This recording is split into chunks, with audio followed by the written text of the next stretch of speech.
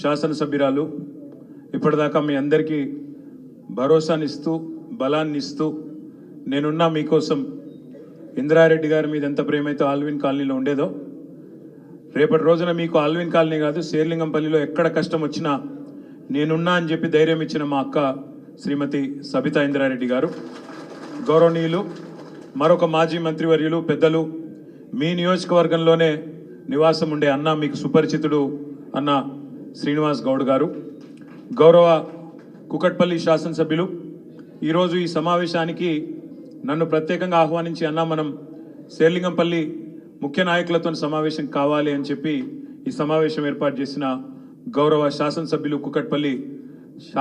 కుకట్పల్లి అనే దానికంటే శేర్లింగంపల్లి మున్సిపాలిటీ మాజీ వైస్ చైర్మన్ గౌరవనీయులు శ్రీ మాధవరం కృష్ణారావు గారు, మరొక మీ నియోజకవర్గ స్థిర నివాసం ఆయన కూడా అక్కడే ఎవరు మన జూబ్లీ శాసనసభ్యుడు హైదరాబాద్ బీఆర్ఎస్ పార్టీ అధ్యక్షుడు సోదరులు శ్రీ మాగంటి గోపీనాథ్ గారు, సోదరులు మా తమ్ముడు పట్లోల్ల కార్తిక్ రెడ్డి గారు, గౌరవనీయులు మాజీ కార్పొరేషన్ చైర్మన్ నాగేందర్ గౌడ్ గారు, సోదరిమణి మన కార్పొరేటర్ భారతీనగర్ మా చెల్లె శ్రీమతి సింధు ఆదర్శ్ రెడ్డి గారు, అదేవిధంగా రోజా రాలేదు కానీ రాలేదు బట్ వివేకానంద నగర్ కార్పొరేటర్ గారు మరి శ్రీమతి రోజా గారు, అదేవిధంగా రంగారావు గారు, అదేవిధంగా గచ్చిబౌలి మాజీ కార్పొరేటర్ గారు సోదరులు కొమిరిశెట్టి సాయిబాబా గారు, గౌరవనీయులు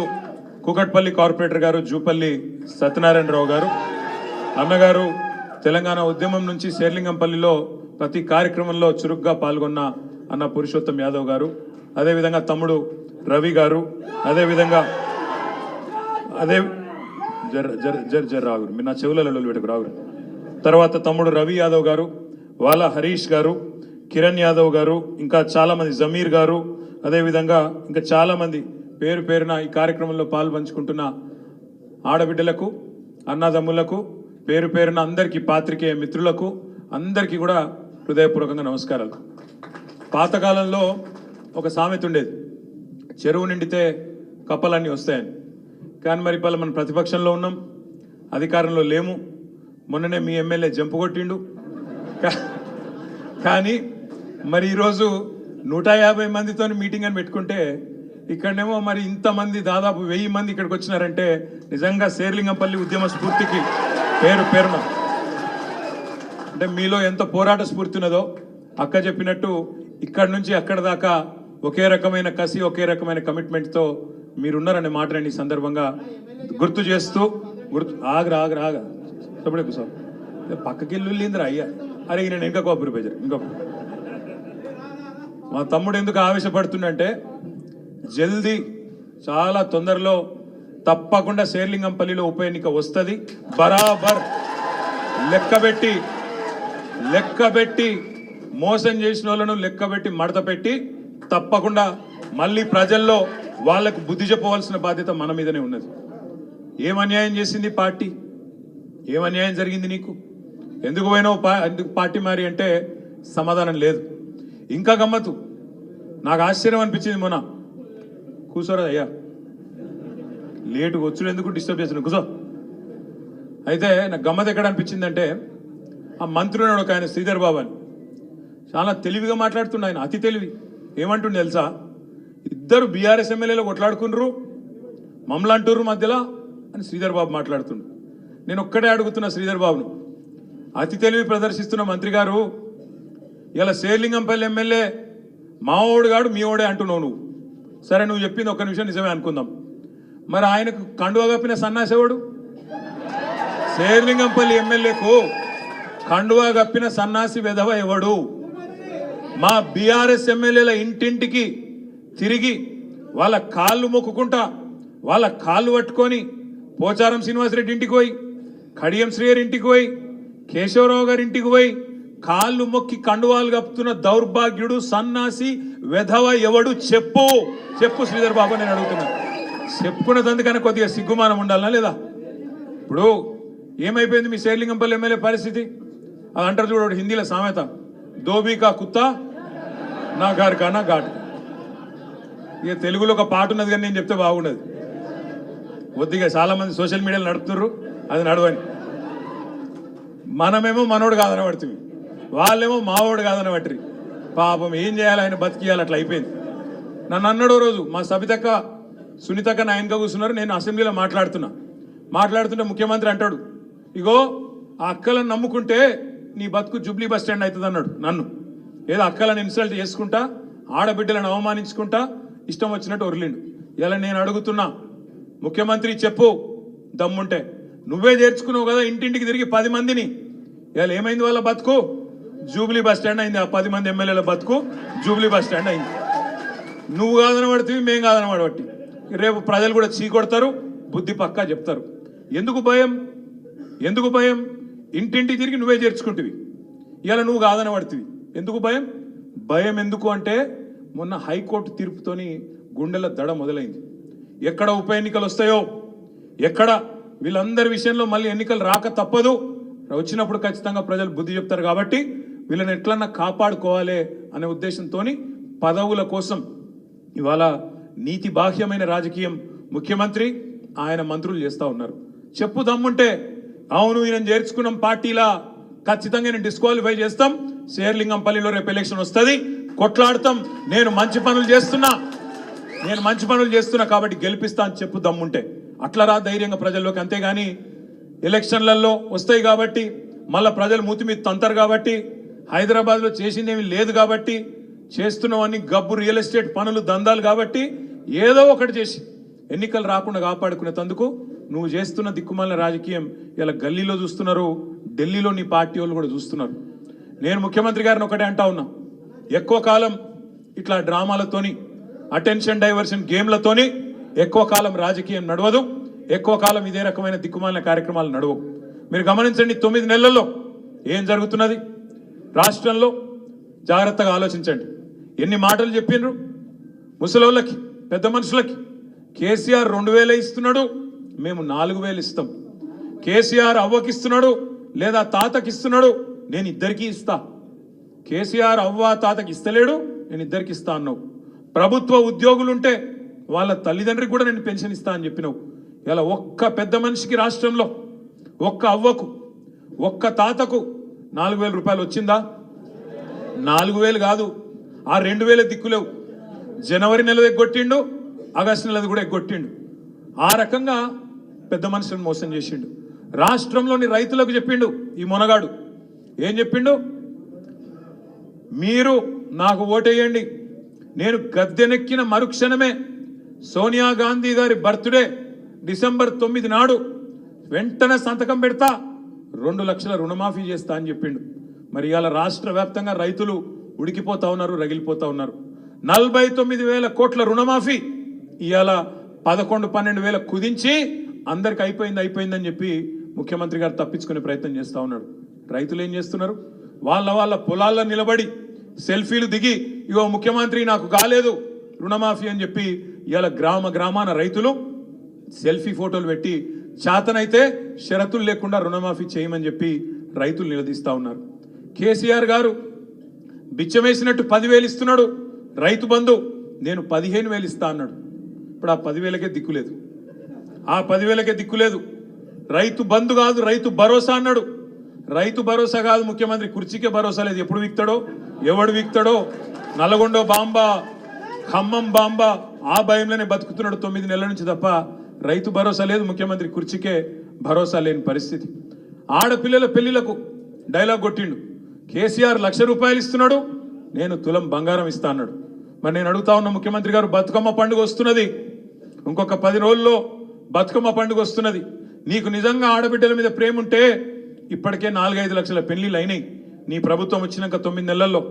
మరి ఆ 4-5 లక్షల మంది ఆడబిడ్డలకు కూడా తప్పకుండా తులం బంగారం చొప్పున వెంటనే ఇయ్యాలి. దాంతోపాటు ఈ పథకం కూడా వెంటనే ప్రారంభించాలని చెప్పి కూడా నేను డిమాండ్ చేస్తా ఉన్నా. ఇట్లా ఒక్కటి కాదు, తమ్ముళ్ళకి చెప్పిండు, చెల్లెళ్ళకి చెప్పిండు, చదువుకున్న పిల్లలకి. కేసీఆర్ ఉద్యోగాలు ఇయ్యలే అన్నాడు. 1,60,000 ఉద్యోగాలు ఇచ్చి 95% మందికి స్థానికంగా ఉండే పిల్లలకు రిజర్వేషన్ తీసుకొస్తే ప్రభుత్వ ఉద్యోగాల్లో మీకు ఇయ్యలేదు అని చెప్పి నమ్మించి, ఒక అబద్ధాన్ని 100 సార్లు చెప్పి అదే నిజమన్నట్టు నమ్మించి ఆఖరికి 2 లక్షల ఉద్యోగాలు ఇస్తాం మొదటి సంవత్సరంలో అని చెప్పిండు. 2 లక్షల ఉద్యోగాలు, 1 కాదు 2 కాదు, మొదటి సంవత్సరంలో 2 లక్షల ప్రభుత్వ ఉద్యోగాలు ఇస్తా అన్నాడు. రాహుల్ గాంధీని తెచ్చిండు అశోక్ నగర్. అక్కడ అశోక్ నగర్లో ఛాయ్ తాక్కుంటా రాహుల్ గాంధీ టీ షర్ట్ వేసుకొని జీన్స్ ప్యాంట్ వేసుకొని పిల్లల్లో కలిసిపోయినట్టు యాక్టింగ్ చేసి నేను ఇస్తాను మీకు ఎందుకు 2 లక్షల ఉద్యోగాలు అన్నాడు. 2 ఉద్యోగాలు కూడా ఇవ్వలే ఈ రోజుకు. మనం ఇచ్చిన ఉద్యోగాలకు ఈయన పోయి కాగితాలు ఇచ్చుకుంటా అవి నేను ఇచ్చినా అని చెప్తున్నాడు. చెప్పేందుకన్నా కొద్దిగా సిగ్గుండాలనా? ఇప్పుడు ఒక ఉద్యోగం ఇవ్వాలంటే ఏం చేయాలి? మొదలు నోటిఫికేషన్ ఇవ్వాలి, తర్వాత పరీక్ష పెట్టాలి, ఆ తర్వాత అవసరమైతే ఇంటర్వ్యూ పెట్టాలి, ఆ తర్వాత లెటర్ ఇవ్వాలి. ముఖ్యమంత్రి కథ ఎట్లుందంటే ఆయన ఉద్యోగాలు ఇచ్చేసినట, 30,000 ఇచ్చేసినా 65,000 ఇచ్చేసినా నోటి మాటగా చెప్పేస్తున్నాడు. పెళ్లి కాలే, సంసారం చేయలే, కానీ పిల్లలు పుట్టినాడు. ఇది ఎక్కడ లెక్క? నోటిఫికేషన్ ఇవ్వలే, పరీక్ష పెట్టలే, మరి ఉద్యోగం ఎడికెళ్ళి ఇచ్చినావు అంటే చెప్పాడు, చెప్పవా అంటే చెప్పాడు. అట్లెట్లా అంటే గట్లే దబాయించుడు, ఇష్టం వచ్చినట్టు మాట్లాడుడు, ఒరులుడు, రోజు తెల్లారేస కేసీఆర్ను బూతులు తిట్టుడు తప్ప ఈ 9-10 నెలల్లో చేసిన పని మాత్రం ఒక్కటి కూడా లేదు. ఇంకొక మాట ఇప్పుడు అక్క చెప్పింది, నేను కూడా మీ అందరికి గుర్తు చేస్తా ఉన్నా. హైదరాబాద్లో మనం ఒక్క సీటు కూడా పొల్లుకోకుండా, కాంగ్రెస్కి ఒక్క సీటు రాకుండా క్లీన్ స్వీప్ చేసినాం. మీ అందరి దయతో, మీ అందరి ఆశీర్వాదంతో ఒక్కొక్క సీట్లో ఏం మెజారిటీలు అవి?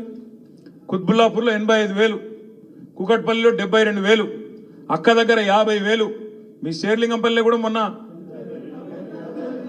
45,000, మా గోపన్న దగ్గర ఎంత వచ్చింది మొన్న మీ మేటి 17,000. అంటే ఒక్కొక్క దగ్గర పెద్ద పెద్ద మెజారిటీలతో మర్రి రాజశేఖర రెడ్డి అల్వాలో నిలబడితే మన మల్కాజ్గిరిలో అక్కడ 50,000, ఉప్పల్లో 50,000, సుధీర్ అన్నకు అక్కడ 40-50,000, ఇట్లా లెక్కలేని మెజారిటీలు ఇచ్చి హైదరాబాద్లో ఏకపక్షంగా మీరు ఓటేసిండ్రు. ఏం చేసిండు? అందుకే ముఖ్యమంత్రి పగబట్టిండు. హైదరాబాద్ వాళ్ళు నాకు ఓటేయలే, వీళ్ళ సంగతి చెప్పాలని డిసైడ్ అయ్యిండు.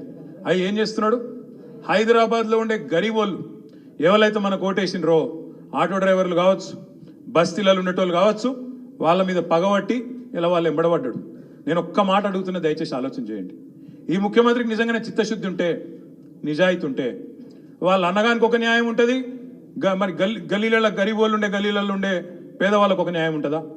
వాళ్ళ అన్న తిరుపతి రెడ్డి మీ కాన్స్టిట్యున్సీలోనే ఉంటాడు, ఎక్కడ కావురి హిల్స్ అదేందో ఆడనో సెటిల్మెంట్లో అడ్డా, అది ఆ సెటిల్మెంట్ల అడ్డా మాదాపూర్లో ఉంటాడు. ఆడ ఉండి సెటిల్మెంట్ల అడ్డా నేను చెప్పలే, మీ పోయిన మీ ఎమ్మెల్యేనే చెప్పిండు నాకు. ఆ కథ కూడా చెప్తా ఒక్క నిమిషం. అయితే ఆ దుర్గం చెరువు FTL పరిధిలో తిరుపతి రెడ్డి ఇల్లు కూడా ఉన్నది. తిరుపతి రెడ్డికేమో ఆయన ఇల్లు ముట్టుకోవాలంటే ఆడ చుట్టూ పోలీసు వాళ్ళు రక్షణ, ఆయనకు మొత్తం అంగరక్షణ, చుట్టూ మంది, బల్గం, అర్ధబలం, అంగబలం అన్నీ ఉన్నాయి. తిరుపతి రెడ్డి ముట్టాలంటే మరి అధికారి ఉంటాడా? ఊసిపోతాడు కదా. అందుకే తిరుపతి రెడ్డి ముట్టారు. ఏం చేస్తారు తిరుపతి రెడ్డికి? అన్నా నీకు నోటీస్ ఇస్తున్నా, నీ దగ్గరికి కూడా రాను, ఇవ్వకపోతే వాళ్ళు తిడుతురు TRS వాళ్ళు, కాబట్టి నీకు నోటీస్ ఇస్తా, నువ్వు కోర్టుకు పో, నువ్వు పోయి తెచ్చుకో, ఏదో ఒకటి కింద మీద పడి ఒక ఆయుధం తెచ్చుకో, దాన్ని పెట్టుకొని నేను ముట్టా అని చెప్తారు. అదే గరీబ్ గాడు ఉన్నాడు అనుకో, తెల్లారి 3 గంటలకు బుల్డోజర్లు వస్తాయి ఇంటికి. పిల్లగాళ్ళకి వెళ్ళి మేము పుస్తకాలు తీసుకుంటాం సార్, మేము బడికోవాలంటే దయ ఉండదు. ఆడోళ్ళు మేమరే అన్నం ఉడకబెట్టిన మరి అయ్యా పక్క తీసుకుంటాం, బియ్యం పక్కకు తీసుకుంటామంటే దయ ఉండదు. గరీబోళ్ళు చెప్పులు కుట్టుకునే దుకాణాలుంటే వాళ్ళని తీసుకెళ్ళి రోడ్డు మీద పడేస్తారు, బిల్డింగ్లు నిర్దాక్షిణ్యంగా కూలగొడతారు. అదే తిరుపతి రెడ్డికి ఒక న్యాయం పెద్దోనికి, పేదవానికేమో బుల్డోజర్లతోని, అది కూడా కోర్టు పని చేయని శనివారం ఆదివారం వచ్చి సాయంత్రం పూట పొద్దున పూట వచ్చి కూలగొట్టి నిర్దాక్షిణ్యంగా రోడ్ల మీద పడేస్తూ ఉన్నారు. నేను ఒక్కటే అడుగుతా ఉన్నా, 10 ఏళ్ళు మనమేమో పాలిటిక్స్ ఆఫ్ కన్స్ట్రక్షన్ చేసినాం, మనం కన్స్ట్రక్షన్ చేసినాం, ఈయననేమో డిస్ట్రక్షన్ చేస్తాడు. మనం ఏం కన్స్ట్రక్షన్ చేసినాం? ఇప్పుడు అక్క చెప్పింది, ఒక్క శేర్లింగంపల్లి నియోజకవర్గంలో దాదాపు 10-12 వేల కోట్ల రూపాయలు ఖర్చు పెట్టి వాటర్ ట్యాంకులు కట్టినాం, ఫ్లైఓవర్లు కట్టినాం, అండర్ పాస్లు కట్టినాం, లింక్ రోడ్లు వేసినాం, కొత్త రోడ్లు వేసినాం, అదేవిధంగా ఇండ్లు కట్టినాం, 1 లక్ష డబుల్ బెడ్రూమ్ ఇండ్లు కట్టినాం హైదరాబాద్లో, STPలు కట్టినాం. ఇట్లా మంచి పనులు చేసుకుంటూ మనము మంచి పనులు చేసుకుంటూ పోయినాం. వీళ్ళు ఏం చేస్తున్నారండి? ఒక్క పని, మంచి పని చూపెట్టండి నాకు ఈ 9-10 నెలల్లో హైదరాబాద్లో. ఏమున్నా ఇది గులగొడతా, అది గులగొడతా, ఆ బిల్డర్ను పిలుస్తా, ఈ బిల్డర్ను పిలుస్తా, వాని దగ్గర పైసలు గుంజుతా, వీని దగ్గర పైసలు గుంజుతా, మాకు తెలిసిందే కదా దందా, రియల్ ఎస్టేట్ దందా. ఇది తప్ప చేసిన మంచి పని ఒక్కటనుందా? నేను అడుగుతా ఉన్నా. ఇవాళ పెద్ద పెద్ద మాటలు మాట్లాడుతున్నాడు ముఖ్యమంత్రి. ఇచ్చిన పర్మిషన్లు ఇచ్చినోడు ఎవడు? వాటికి వాళ్ళ మీద తీసుకో దమ్ముంటే యాక్షన్. ఎవరు పర్మిషన్లు ఇచ్చిండ్రో పేదవాళ్ళ కడుపు కొట్టుడు కాదు, పేదవాళ్ళను గుంజుడు కాదు. దమ్ముంటే పర్మిషన్ ఇచ్చిన వాళ్ళకి తీసుకో. ఎవడు పర్మిషన్ ఇచ్చిండు? నీ కాంగ్రెస్ గవర్నమెంట్ కాదా? ఇలా పెద్ద పెద్ద మాటలు మాట్లాడుతున్నావు. హైదరాబాద్లో ఎన్ని చర్యలు ఉండే, ఎన్ని మాయమైనవి. ఇది మాయం చేసిన వాళ్ళు నీ కాంగ్రెస్ వాళ్ళు కాదా? మొన్న నాగార్జునది కొట్టిండు పోయి కొట్టినావు. పర్మిషన్ ఇచ్చిందే వాడు నీ కాంగ్రెస్ వాడు కాదా?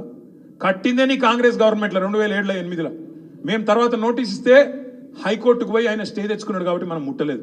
ఇలా ఎట్లా మాట్లాడతారంటే ఒక్కొక్కడు కాంగ్రెస్ వాడు మన మాట 10 ఏళ్లలో మొత్తం ఆక్రమణలు ప్రోత్సహించినమాట ఈ సిపాయిలు వచ్చి కాపాడుతుర్రట. ఏమన్నా సిగ్గుండాలి. నువ్వు తవ్వుతే మొత్తం నీ వాళ్ళే వెళ్తారు. కుంభకోణాలు లంబకోణాలు చేసిందంతా నీ కాంగ్రెస్ వాళ్ళే వెళ్తారు. ఇలా నేను చూస్తున్నా. కొట్టు ఎప్పుడు కొడతావు? కొట్టు. పట్నం మహేందర్ రెడ్డి గెస్ట్ హౌస్ ఎప్పుడు కొడతావు? కొట్టు. నీళ్ళలో కట్టిండు కదా, కొట్టు. పొంగులేటి శ్రీనివాసరెడ్డి ఫామ్ హౌస్ కొట్టు. నీ ఎమ్మెల్యేలే కొట్టు మొదలు దమ్ముంటే. నీ ఎమ్మెల్యేలు నీ ఎంపీలు పెద్ద పెద్ద నాయకులు ఎవరైతున్నారో మొదలు వాళ్ళే కూలగొట్టినాక నువ్వు పేదవాళ్ళ మీదకి రా. అంతేగాని పేదవాళ్ళ మీద వీళ్ళకి ఎవడు అండగలేడు, ఎవడేం చేస్తాడు, వీళ్ళని గుంజి బజారులు వేస్తా. ఈయనకు సబ్జెక్ట్ తెలియదు.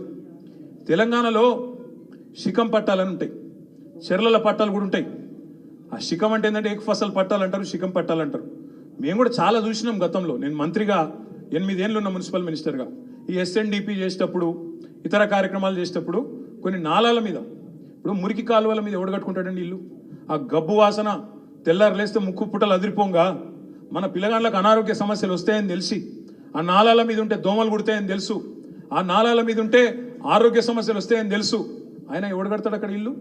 దిక్కు లేకపోతే యాడికెళ్ళో బతుకు తెరువు కోసం వచ్చినాడు 2 రేకులు వేసుకొని ఆడ బతికే ప్రయత్నం చేస్తాడు. కావాల్సుకొని హైదరాబాద్ నాగం చేయాలని చేస్తారు. ఆ పని చెయ్యరు ఎవరు. పేదవాళ్ళు దిక్కులేక కట్టుకుంటే ఆడికి వచ్చి కట్టుకుంటారు. వాళ్ళకి ఏం చేయాలి గవర్నమెంట్ అంటే? మానవత్వం ఉన్న గవర్నమెంట్ అంటే ఏం చేయాలి? నోటీస్ ఇవ్వాలి, చెప్పాలి తప్పు జరిగింది, గతంలో జరిగిండొచ్చు, మా వాళ్ళకు మీరు నల్ల బిల్లు కడుతుండొచ్చు, కరెంటు కనెక్షన్ ఉండొచ్చు, ప్రాపర్టీ ట్యాక్స్ గర్పట్టి కడుతుండొచ్చు, కానీ తప్పు ఉన్నది కాబట్టి నీకు వేరే ఇల్లు ఇస్తా అని చెప్పి వేరే ఇంటికి తరలించి ఆడికెళ్ళి వాళ్ళని ఒప్పించి మెప్పించి తీయాలి. నువ్వేం చేస్తున్నావు? నీకేమైనా నీతి రీతి ఉన్నదా?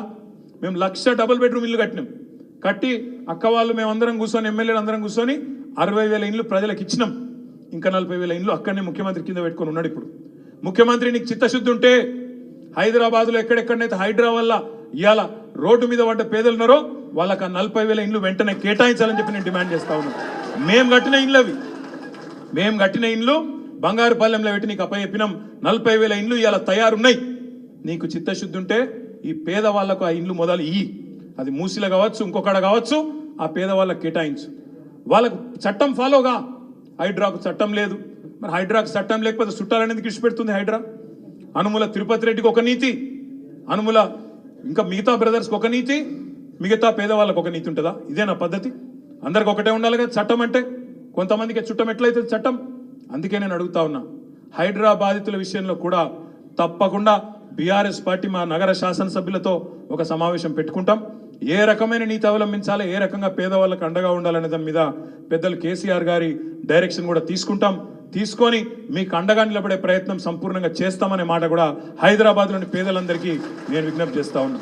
శాతనైతే ముఖ్యమంత్రి గారు మాకంటే ఎక్కువ పని చేయి, హైదరాబాద్లో మాకంటే ఎక్కువ ఫ్లైఓవర్లు కట్టు, మాకంటే ఎక్కువ మెట్రో కట్టు. మేము 69 కిలోమీటర్లు కట్టినాం, నీకు చేతనైతే ఒక 150 కిలోమీటర్లు కట్టి చూపెట్టు. చేతనైతే మేము 1,00,000 డబుల్ బెడ్రూమ్ ఇల్లు కట్టినాం, నువ్వు 4 లక్షలు కట్టు, మేము వద్దంటలేం. మంచి పని చేయి, కానీ ఈ రకంగా విధ్వంసం చేసి ప్రజలను బెదిరిస్తా, నాకు ఓటేయలేదు కాబట్టి పగబడతా అంటే మాత్రం కుదరదు. బీఆర్ఎస్ పార్టీ చూసుకుంటూ ఊరుకోదు. మనం ఎన్ని పనులు చేసినామో ప్రజల ముందున్నాయి కాబట్టే మనం వాళ్ళకి గెలిచొచ్చినాం. ఆయన అంటాడు కేసీఆర్ ఆనవాళ్ళు దుడిచేస్తా అంటాడు. చూడండి హైదరాబాద్లో ఎక్కడైనా సరే ఒక సెక్రటేరియట్ పోతే కేసీఆర్ గుర్తొస్తాడు గణేష్ నిమజ్జనం రోజు. అక్కడ అమరజ్యోతి చూస్తే కేసీఆర్ గుర్తొస్తాడు. పక్కకు పోయి డాక్టర్ బాబాసాహెబ్ అంబేద్కర్ 125 అడుగుల విగ్రహం చూస్తే కేసీఆర్ గుర్తొస్తాడు. పక్కన పోలీస్ కమాండ్ కంట్రోల్ సెంటర్కు పోతే కేసీఆర్ గుర్తొస్తాడు. హైదరాబాద్లో కట్టిన 36 ఫ్లైఓవర్లు, మీ దుర్గం చెరువు కేబుల్ బ్రిడ్జ్తో సహా ఎక్కడికి పోయినా కేసీఆర్ గుర్తురాని సందర్భం ఉండదు అనే మాటను ముఖ్యమంత్రి చెప్తున్నారు. కేసీఆర్ ఆనవాళ్ళు లేకుండా చేయాలంటే బాబు చిట్టినాయుడు, కేసీఆర్ ఆనవాళ్ళు లేకుండా చేయాలంటే తెలంగాణ లేనినాడ కేసీఆర్ అనేట ఆయన మర్చిపోతారు.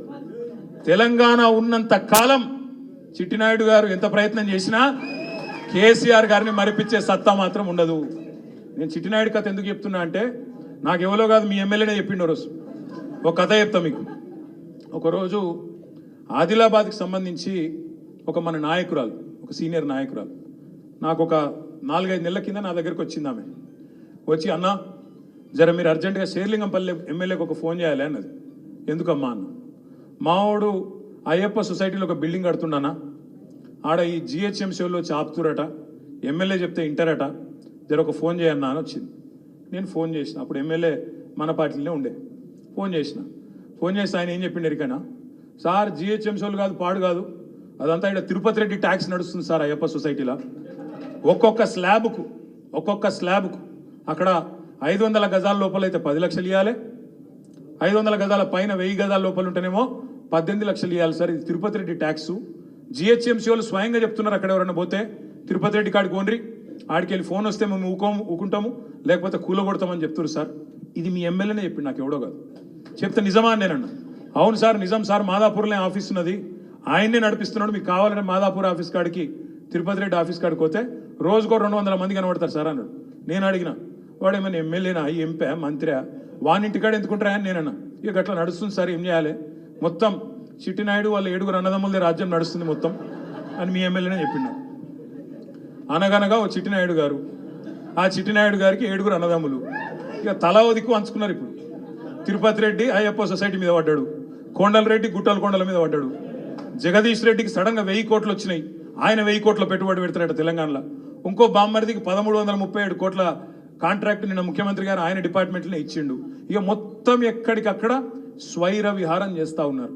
ఇక్కడికి వచ్చిన మా అన్నదమ్ములు నేను అడుగుతా ఉన్నా, రంగారెడ్డి జిల్లా బిడ్డలు కానీ మేడ్చల్ బిడ్డలు కానీ నేను అడుగుతా ఉన్నా, ఇలా హైదరాబాద్లో రియల్ ఎస్టేట్ ఎట్లుంది, డమాల్ అయిందా? తెలుసు రంగారెడ్డి జిల్లా వాళ్ళకి, మేడ్చల్ జిల్లా వాళ్ళకి, హైదరాబాద్ చుట్టూనే జిల్లాల వాళ్ళకి తెలుసు. ఎందుకు డమాల్ అంటున్నది ఒక్కడే ఒక కారణం, ఈ ముఖ్యమంత్రి ఈయన చేస్తున్న ఘాతకాలు, ఈయన కుటుంబ సభ్యులు చేస్తున్న సెటిల్మెంట్లు, భూ దందాలు, బిల్డర్లను బెదిరించుడు, హైడ్రా పేరు మీద వసూళ్లు, ఈ కార్యక్రమాలన్నీ ఒక్కొక్కటిగా బయటికి వస్తాయి. ముఖ్యమంత్రి గారు ఏం సంబరపడుతుందంటే, నాకు ఒక బుగ్గకారు దొరికింది, పైన రాహుల్ గాంధీ పిలుస్తున్నాడు, ఇప్పటికి 22 సార్లు వేయొచ్చిండండి ఢిల్లీకి. ఈయన చేసిన అతి గొప్ప పని ఏంటంటే 9-10 నెలల్లో 22 సార్లు ఎక్కే విమానం దిగే విమానం, చేసింది మాత్రం ఏం లేదు. గట్లున్నది కథ. ఒక్క కొత్త పథకం లేదు, పెన్షన్ పెంచింది లేదు. పక్క రాష్ట్రంలో చంద్రబాబు నాయుడు గారు మొన్ననే ముఖ్యమంత్రి అయిండు. ముఖ్యమంత్రి అయిన వారం రోజుల లోపలనే చంద్రబాబు నాయుడు పెన్షన్లు పెంచిండు. మరి నాకు 10 నెలలు అయింది, నీకెందుకో పెంచేస్తలేదు, నీకెందుకో ఇచ్చిన మాట యాదికి లేదు. 100 రోజుల్లో చేస్తా అన్నాడా లేదా? 100 రోజులు అన్నాడా? మరి చేస్తున్నాడా? చేస్తలేడు. అందుకే నేను మీ అందరితో ప్రార్థించేది ఒకటే, మనకు తాత్కాలికంగా కొంత ఇబ్బంది ఉండొచ్చు, ఎమ్మెల్యే వేయండి కావచ్చు, గెలిపించిన కార్పొరేటర్లు కూడా కొంతమంది జంపు కావచ్చు, మీకు బాధ ఉండొచ్చు, కొంత ఇబ్బంది ఉండొచ్చు. కానీ నేను మిమ్మల్ని కోరేది ఒకటే, ఎలక్షన్లు వస్తాయి, మళ్ళా అల్టిమేట్గా ప్రజల తీర్పే శిరోధార్యం ప్రజాస్వామ్యంలో. అవి కార్పొరేషన్ ఎన్నికలు వస్తాయి, అదేవిధంగా శేర్లింగంపల్లి ఉప ఎన్నిక కూడా ఖచ్చితంగా వస్తుంది, మమ్మాటికి వస్తుంది. మీ దానిలోకెళ్ళే కొత్త వాళ్ళు ఎవరు రారు, మీ దానిలోకెళ్ళే ఒకరు తప్పకుండా ఎమ్మెల్యే అవుతారనే మాట కూడా నేను మీకు విజ్ఞప్తి చేస్తా ఉన్నాను. కార్పొరేటర్లు కూడా 10 మందిని చాకుల్లాంటి కార్యకర్తలను, చాకుల్లాంటి నాయకులను, పోయినోళ్ళ జాగాలు కూడా 10 మందిని తప్పకుండా కొత్త కార్పొరేటర్లను చేసే జిమ్మదారి కూడా పార్టీదే, మేమందరం కూడా తీసుకుంటాం. ఇప్పుడే అక్క చెప్పింది, సబిత అక్క చెప్పింది, కృష్ణారావు గారు చెప్పినారు, మిగతా సోదరులు కూడా వేదిక మీద ఉన్న వాళ్ళందరం మీకు ఒకటే మాటిస్తా ఉన్నాం. శేర్లింగంపల్లిలో ఇంకొకడ హైదరాబాద్లో ఎక్కడ మీకు కష్టం వచ్చినా, ఎక్కడ మీకు ఇబ్బంది వచ్చినా క్షణాల మీద, ఎందుకంటే అందరం హైదరాబాద్లో ఉంటాం, క్షణాల మీద మీ దగ్గర గురికొస్తాం. తప్పకుండా అన్ని రకాలుగా మీకు అండగా ఉండే బాధ్యత మాది. అది హైడ్రా బాధ కావచ్చు, ఇంకో బాధ కావచ్చు, ఏ బాధ ఉన్నా ఒక్క ఫోన్ కాల్తో నిరుకొస్తాం. కొత్త కమిటీలు కూడా వేసుకుందాం, కొత్త డివిజన్ కమిటీలు వేసుకుందాం. కొత్తగా పార్టీ నిర్మాణం కూడా పోయినోళ్ళు పోయినరు, ఉన్నోళ్ళతో మంచిగా పకడ్బందీగా నిర్మాణం చేసుకుందాం. కానీ కొంతమంది పంపుతున్నారు, ఇప్పుడే కృష్ణనే చెప్తున్నాడు, తప్పు చేసినామన్నా మేము ఇలా పోయి బేకార్ అయిపోయింది కథ, మేము కూడా వస్తాం, జర మమ్మల్ని కూడా క్షమించండి, చేర్చుకోవడానికి కొంతమంది పంపుతున్నారని చెప్పిండు. చూద్దాం, వాళ్ళు నిజంగానే బుద్ధిమంతులు, ఎవరైనా బుద్ధిమంతులు ఉంటే చూద్దాం. ఇక బుద్ధిహీనులు, పనికిరానోడు, మనకు ప్రజల ఆల్రెడీ కరసైపోయింది అని అనుకుంటే ఇడిచిపెడదాం. కానీ ఒకటి మాత్రం పక్క, ఇవాళ రాష్ట్రం మొత్తంలోని ప్రజలు, నిన్న మీరు చూసినారు, ఒక ముస్లిం సోదరుడు మాట్లాడుతున్నాడు నిన్న సోషల్ మీడియాలో, అన్నా కేసీఆర్ అన్నా आप याद आ रहे हमारे को, आप जल्दी वापस आओ, कहाँ भी है आप जल्दी आना वापस, मैं ये लोग बहुत सता रहे हमारे को అని చెప్పి నిన్న ఒక ముస్లిం సోదరుడు మాట్లాడుతూ ఉన్నాడు. ఒక సోదరుడు జేసీబీ వచ్చి బుల్డోజర్ వచ్చి ఆయనను కొట్టేస్తుంటే, ఇల్లు కొట్టేస్తుంటే ఆయన గట్టిగా ఆక్రందనలు చేస్తున్నాడు. అన్నా కేసీఆర్ అన్నా నువ్వు రావాలే, ఎక్కడున్నా మమ్మల్ని కాపాడాలని చెప్తా ఉన్నాడు. రాష్ట్రం మొత్తంలోని ప్రజలు కూడా కేసీఆర్ తిరిగి రావాలి అని చెప్పే రోజు ఎక్కువ దూరం లేదు. తప్పకుండా సందర్భం వస్తుంది. మళ్ళీ పేదల కండగా, మళ్ళీ హైదరాబాద్ ప్రజల కండగా బీఆర్ఎస్ఏ ఉంటది. ఈ గులాబీ కండువానే 10 ఏళ్ళు ప్రాంతీయ విద్వేషాలు లేకుండా, ఆంధ్ర తెలంగాణ ఫీలింగ్ లేకుండా, ఏ ఫీలింగ్ లేకుండా, ఎట్లా అయితే 9.5 ఏళ్ళు ఒక్క చిన్న గొడవ లేకుండా, చిన్న ఇరిటేషన్ లేకుండా, కర్ఫ్యూ లేకుండా, కల్లోలం లేకుండా, హిందూ ముస్లిం పంచాయతీ లేకుండా అన్నదమ్ముల్లాగా ఎట్లయితే హైదరాబాద్లో బతికినామో భవిష్యత్తులో కూడా అట్లే ఉందాం. పేదవాళ్ళని కడుపులో పెట్టుకొని చూసుకుందాం, వాళ్ళని కాపాడుకుందాం, పెద్దవాళ్ళను పెట్టుబడిదారులను కూడా తెచ్చుకుందాం. తద్వారా ఐటీ విస్తరణ కావచ్చు, ఇంకోటి కావచ్చు, అది మన వల్లనే సాధ్యమైతే తప్ప ఈ చిట్టినాయుడు అండ్ కంపెనీ వల్ల మాత్రం కాదు అనే మాట కూడా మళ్ళొక్కసారి మీకు తెలియజేస్తూ, ధైర్యంగా ఉండండి. డివిజన్ల వారీగా కార్యక్రమాలు తీసుకుందాం. మళ్ళా శేర్లింగంపల్లిలో కూడా డివిజన్ల వారీగా మీటింగులు పెట్టుకుందాం. మీ అందరికీ ఇప్పుడు కృష్ణారావు గారు, సవితక్క భోజనం కూడా ఏర్పాటు చేసినారు. తప్పకుండా అందరూ భోజనం చేయండి. తర్వాత నేను ఇక్కడ ఉంటే ఎక్కడ పోను, మంచిగా డివిజన్ల వారీగా అందరం ఫోటోలు దిగుదాం, మాట్లాడుకుందాం. ఎవరు ఎక్కడ పోయేది లేదనే విషయం కూడా